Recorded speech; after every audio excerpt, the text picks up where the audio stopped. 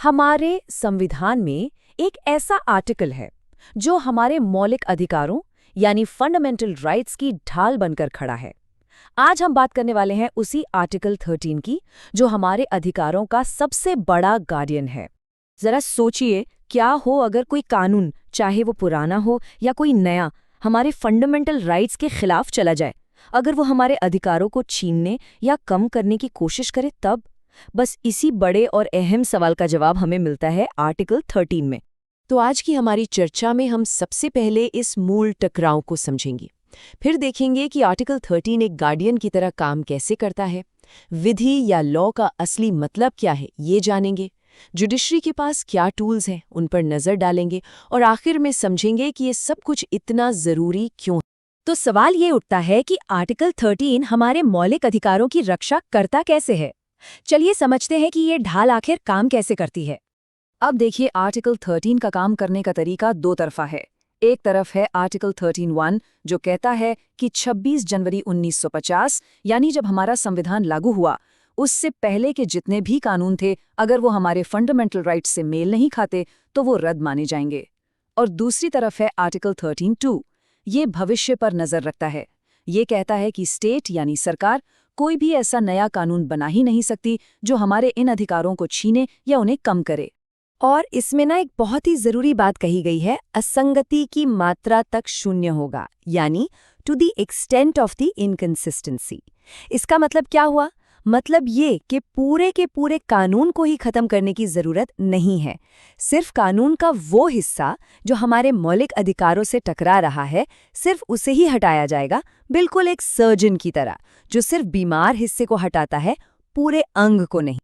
लेकिन जब हम बार बार कानून या विधि शब्द का इस्तेमाल कर रहे हैं तो इसका मतलब क्या है? आर्टिकल 13 किन किन चीजों पर लागू होता है, इसका दायरा कितना बड़ा है? चलिए इसी को समझते हैं। आर्टिकल 13(3)(a) इस बात को बिल्कुल साफ कर देता है। विधि या लॉ का मतलब सिर्फ वो कानून नहीं जो संसद बनाती है, नहीं, इसका दायरा बहुत बड़ा है। इसमें सरकार का कोई ऑर्डिनेंस, कोई ऑर्डर, कोई रूल, रेगुलेशन, नोटिफिकेशन, यहाँ तक कि कोई ऐसी पुरानी प्रथा या रीति रिवाज भी शामिल है जिसे कानून की तरह माना जाता हो।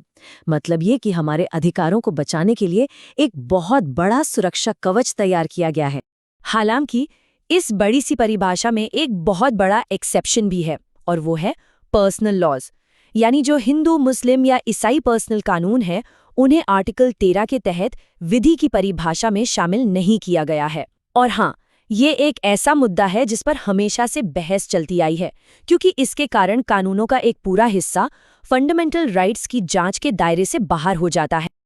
अब आते हैं दूसरे एक्सेप्शन पर। यह है आर्टिकल 13(4). ये कहता है कि आर्टिकल 368 के तहत जो कॉन्स्टिट्यूशनल अमेंडमेंट यानी संविधान संशोधन किए जाते हैं, उन्हें इस परिभाषा के तहत कानून नहीं माना जाएगा। मतलब एक ऑर्डिनरी लॉ बनाना और संविधान को अमेंड करना, ये दो अलग अलग चीजें हैं। और आपको बताऊं, इसी एक छोटी सी बात पर हमारी संसद और जुडिशरी के बीच सालों तक एक बड़ी खींचतान चली, और इसी से निकला केशवानंद भारती जैसा लैंडमार्क केस। तो ठीक है, आर्टिकल 13 तो है, पर जुडिशरी इसे असल में इस्तेमाल कैसे करती है? वो कौन से टूल्स हैं जिनसे ये लागू होता है? इसके लिए जुडिशरी के पास 3 बड़े सिद्धांत या डॉक्ट्रिन्स हैं। ये एक तरह से उनका टूल किट है। चलिए एक एक करके इन तीनों को समझते हैं। पहला है डॉक्ट्रिन ऑफ सेवरेबिलिटी, यानी पृथक्करण का सिद्धांत।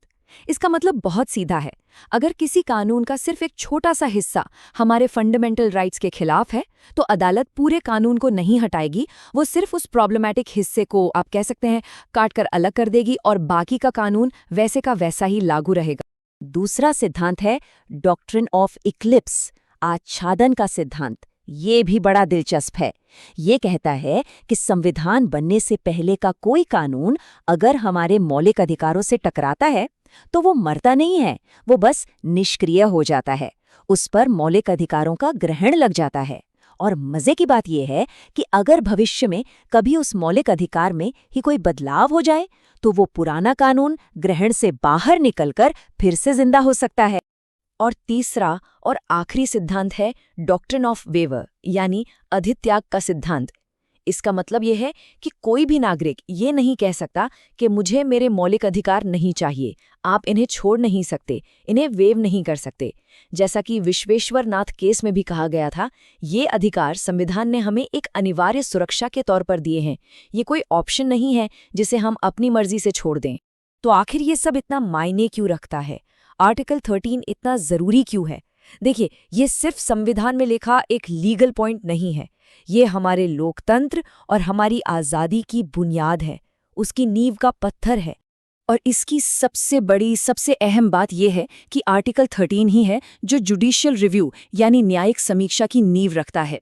इसी की वजह से हमारी जुडिशरी, हमारी अदालतें मौलिक अधिकारों की गार्डियन बनती हैं, संरक्षक बनती हैं। यही वो ताकत है जो अदालतों को ये अधिकार देती है कि वो सरकार के बनाए किसी भी कानून को जांच सकें और अगर वो गलत है तो उससे नागरिकों की रक्षा कर सकें। तो चलिए फटाफट से दोहरा लेते हैं कि हमने आज क्या क्या समझा। आर्टिकल 13 हमारे अधिकारों को पुराने और नए दोनों तरह के कानूनों से बचाता है। कानून या विधि का क्या मतलब है, इसका एक बहुत बड़ा दायरा तय करता है। अदालतों को इसे लागू करने के लिए डॉक्ट्रिन्स यानी सिद्धांत देता है। और हाँ, ये पक्का करता है कि कोई भी अपने मौलिक अधिकारों को छोड़ नहीं सकता। और जाते जाते एक सवाल छोड़ जाते हैं जिस पर सोचना बहुत जरूरी है। एक तरफ है हमारे मौलिक अधिकार जिनकी रक्षा करनी है, और दूसरी तरफ है संसद की शक्ति कि वो संविधान में संशोधन कर सकती है। इन दोनों के बीच का ये जो नाजुक संतुलन है, ये आखिर बनता कैसे है?